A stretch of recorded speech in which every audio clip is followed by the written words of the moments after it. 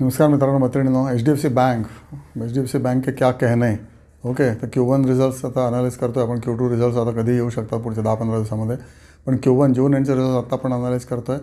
तर बघा, HDFC bank operating income याचं जे आहे ना ते सगळं अदर इन्कममधून येतं, नॉट फ्रॉम द काय म्हणायचं core business of lending. Core बिझनेसमधून त्यांना लॉस आहे. ओके, अदर इन्कममधून प्रॉफिट आहे टोटल. तर बघा, तुम्हाला सांगतो, फी बेस्ड इन्कम यांचं एका क्वार्टरमध्ये 7,600 करोड आहे. Fee based income in one quarter 7,600 crore. केवढी मोठी बँक आहे ही, फक्त फी बेस्ड इन्कम एवढं मिळतं आहे त्यांना.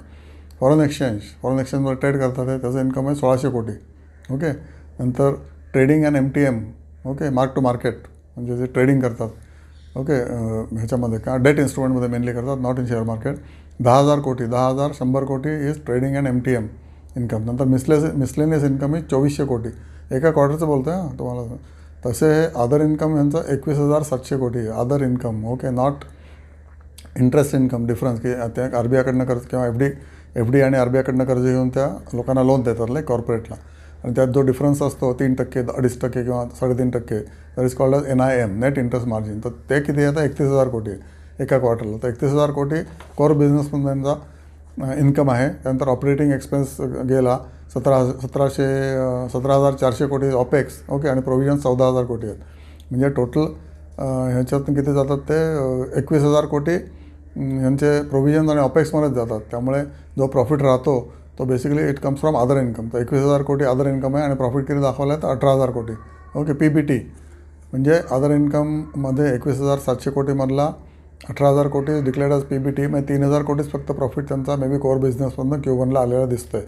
ओके, तुम्ही डिटेलिंग चेक करा. पण point what I am driving is banks are doing phenomenal business by trading किंवा फायनान्शियल मार्केटमध्ये ऑपरेट करून. तर तुम्ही कॅपिटल मार्केटमध्ये नाही आलं तर तुम्हीच मूर्ख ना. आणि तुम्ही शिकता कशासाठी? तर तुम्हाला हे सगळं कळावं म्हणून मी सांगतो आहे. आणि तुम्हीसुद्धा कॅपिटल मार्केटमध्ये हळूहळू येऊ शकता. पहिल्यांदा ETF सुरुवात करा, त्यानंतर इंडेक्सला म्युच्युअल फंडात जा मे बी. त्यानंतर तुम्ही मोठ्या कंपन्या घेऊ शकता की ज्यांना HDFC बँक फॉर इन्स्टन्स इतका फिनॉमिनल प्रॉफिट आहे. HDFC बँकेचा चार्ट बघा, ICICI बँकेचा चार्ट बघा.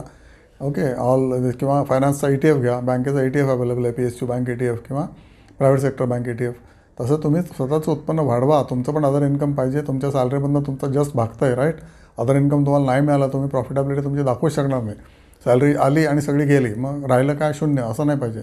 अदर इन्कम मिळवा, कॅपिटल मार्केट शिकून घ्या, फंडामेंटल स्टडी करा, माझं चॅनल बघत राहा आणि समृद्ध व्हा. ओके, आणि सोचकर समजकर करायचं असतं. एकदम काही जम मारायची नसते, हळूहळू पोहायला शिकायचं असतं. Okay, thank you so much.